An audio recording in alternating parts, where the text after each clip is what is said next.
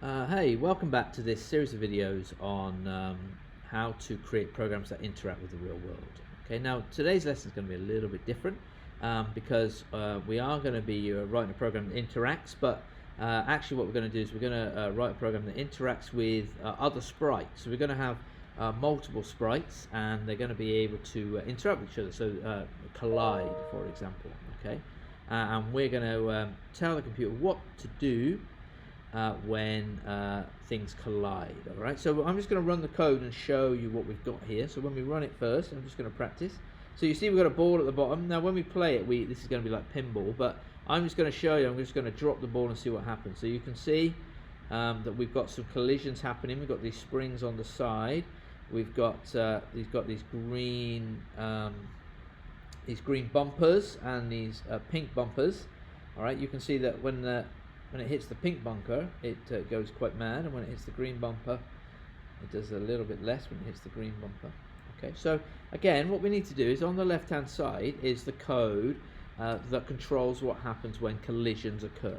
Okay, so this is our handle collision function, and this tells the computer what to do when a collision occurs. Now, got a couple of things here. All right, so here we've got a little bit of code that just tells the computer, so the computer knows what's collided with what. Alright, so you can see it says there's going to be a collision between two sprites, so it just knows which sprite collided with the other sprite. Okay, and it gets the names of those sprites. And then we've got another couple of variables here, these are interesting, okay, that get the X direction. So basically our program's going to know how they collided, what direction the collision occurred, and the angle at which the collision occurred.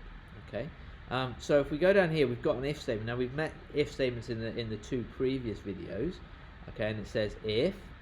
So basically, we're telling the computer what to do if our ball and the green bumper collide. All right, and you can see that we're applying the impulse.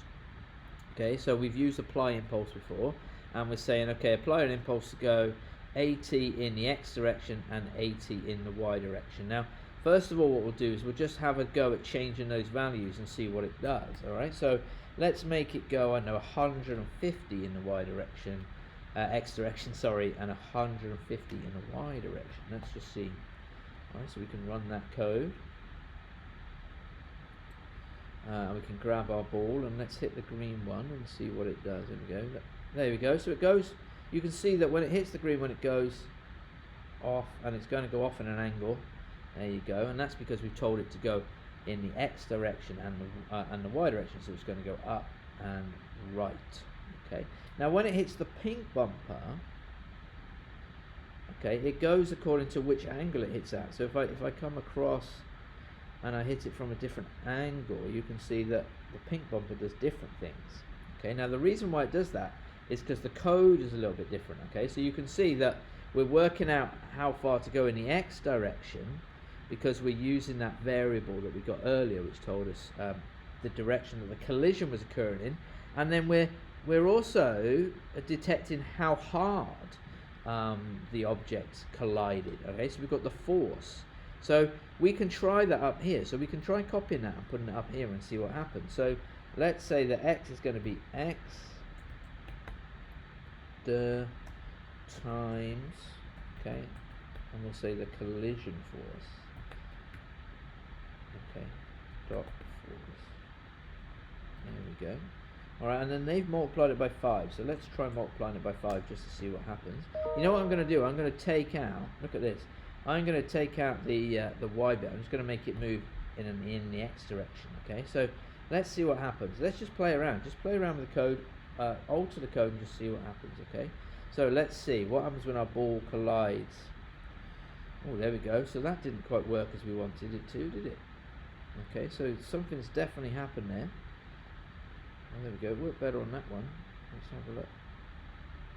Alright, so that's not quite what we wanted to happen. So let's run it again and just check.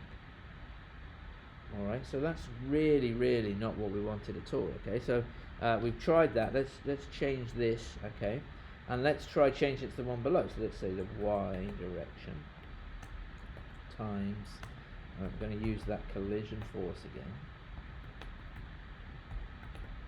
Okay, there we go. Let's have a look. And again, it says multiply. We can try multiplying by 5. All right, so let's run that and see what happens. So we just copied the code from the pink bumper. All right, and let's see. There's our ball. Let's have a look. So we hit the green one. Oh, look at that. So that does something different, right? And it matches. Now look, what I want you to do is we've copied the code from the pink bumper, but maybe we can make it do something different. So, you know, we can try increasing these numbers. What happens if we multiply it by 10 rather than 5, for example? All right, and then let's run the code again. Okay, and let's have a look. Oh, I missed it. I missed everything. There we go. Whoa, wow, that's okay. So you can have a mess around with those and see. Now, once you've done that, okay, so once you've got the green and the pink bumpers moving as you want, you can start to think about what you want the springs to do. So if you have a look, when we hit spring, the animation moves, but nothing happens when we hit the spring, okay? So the animation goes, and you can see there, it says there's the spring animation, so it tells it there's a spring, but it doesn't actually do anything. So in here, what you can do, and I'm going to delete the code, but I'm not going to write it in, okay? So what you can do is you can tell the computer what you want. Oh, I've gone too far there. Okay, sorry about that. Okay, so what you can do is you can tell the computer what you want it to do, all right, to the pinball when it hits a spring. So what you want to happen to the pinball when it hits a spring, all right? So have a go at, again, messing around with your code, altering the code to see what happens when you try changing it. So I'm going to try, I'm going to apply an impulse. All right, and I'm going to try, I'm just going to make it, so we know, let me go and do this one. There you go. So I'm going to make it 100 and 100. All right, so let's just try that to get, there we go. Let's have a look. So I just put something in the end. Let's see what happens now. So when we hit a spring now, okay, so it does something a bit different.